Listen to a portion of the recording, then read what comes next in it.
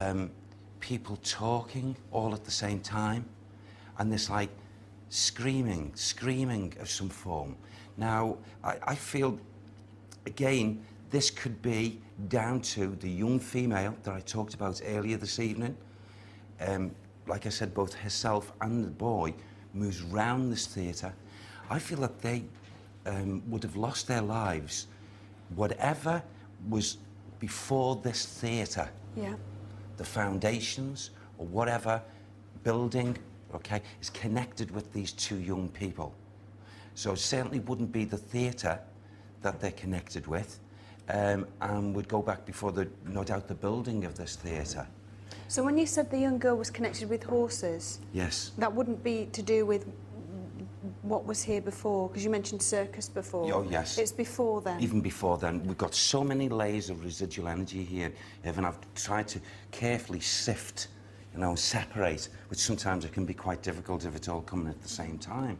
But I feel that these two young people, for some reason, I wouldn't be at all surprised whether this young lady, I don't feel that she would have been shown full figure, but I feel that she may actually show herself in like a shadowy figure, a move, not actually as if we're going walking across the floor, but maybe, you know, gliding above the floor and moving very, you know, gracefully.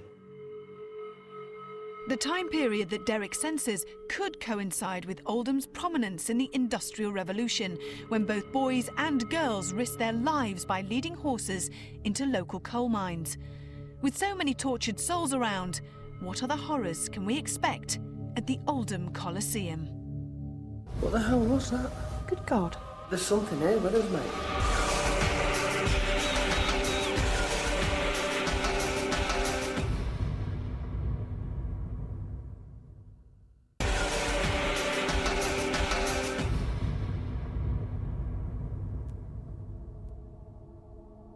Our investigation has already revealed a principal player from this building's theatrical past. Does the ghost of Harold Norman walk here? And who is the small boy that both Derek and Ian have identified? We begin the night vigils with Richard settled in this circle area, whilst Kieran, Kath, Alex and myself headed towards the adjacent wardrobe department. We soon encountered a very strange sensation.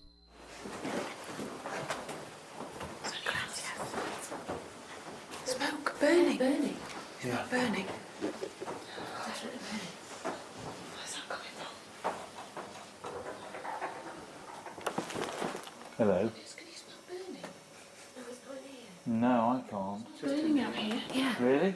No. It doesn't smell That's not food, it's burning. The burning smell wasn't detectable anywhere else inside or outside of the theatre, but may bear some relation to what Derek had sensed earlier in our investigation. I don't know why, but they're showing me this group of people, some kind of fire. There's a fire involved as well. With no historical references to a fire in this building, our sensation may relate to the coal mining techniques that once took place on this land. Leaving Richard on his own, we carried on into the wardrobe department, where we had earlier been forewarned of a belligerent male presence.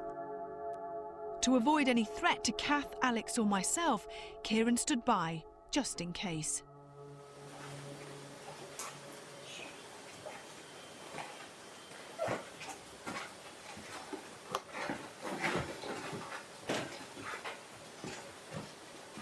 I just think it's, I don't know, it's very dark and I don't know what it is. I can't put my finger on what it is that makes me feel slightly uneasy in here. Are there any spirit people here in the room with us now? If there are, please could you give us a sign to let us know you're here? Can you move something? Is there anybody here with me? I'm all alone in here. Just me. If there is any spirit in this part of the building, please make contact with me now.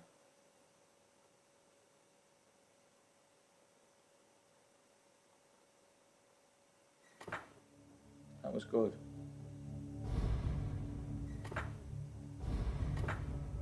That was good. Is there anybody in this room with us? Can you give us a sign? Make a noise.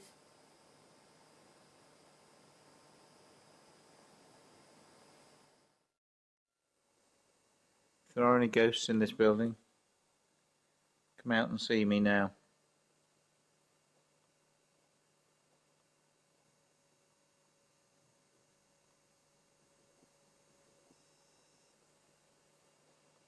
I'm going to leave you now. You obviously don't want to talk to me. Despite a prior warning of the apparent dangers inside, we encountered no activity in the wardrobe department and decided to leave. That smell's gone now, Yes. It has. hasn't it? I can't smell it. It did smell like what wasn't food to me. No. It did smell like burning. Yeah, there was a definite smell of burn. It was that strong to me that I would have expected to open a door and see a fire inside. Intrigued by the solitary response that Richard had heard, Carl and Stuart decided to investigate the circle for themselves. This area of the theatre is reportedly where the ghost of Harold Norman sits and watches the same stage where he once walked. Are you here, Harold?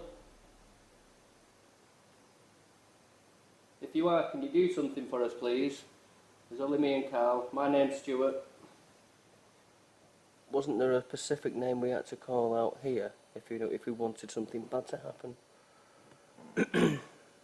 Oh, Macbeth. Macbeth, that was it. So if we ask for Macbeth, Yeah. we're not going to get Macbeth. We're going to get something different now, are we? Yeah, I mean, basically, Macbeth is just, it's a superstition, an act of superstition that something could actually go wrong. Like, the play would either crumble or you could have a crash on the way home. And there's so many. Really? Oh, there's so many. Oh, so it can't be just linked to this one place then? Well, it's allegedly linked to just actors. Ah, right. Okay. But whether that's true or not. I mean, it's we've all said it's there, we're all fine. Well, yeah. Is there anybody here that wishes to communicate with me and Carl? If so, could you do so now?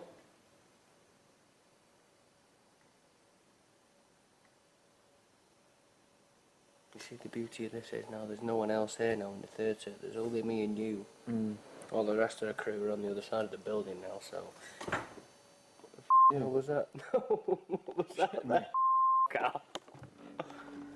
What was that? That came from over there, that noise. What was that then? That sounded like a, what's it? I think a seat coming down.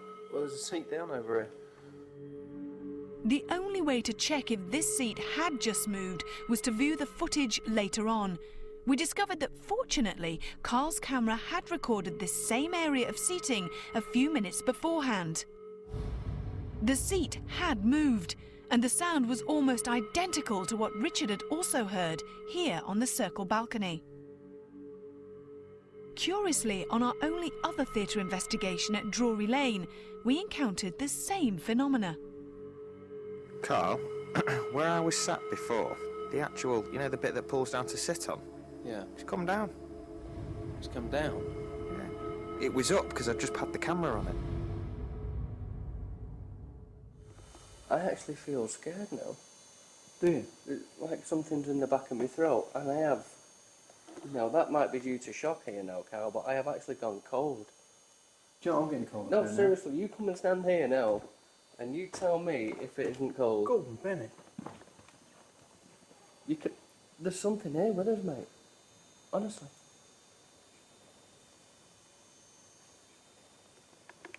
Honestly, it's cold, it's not gone.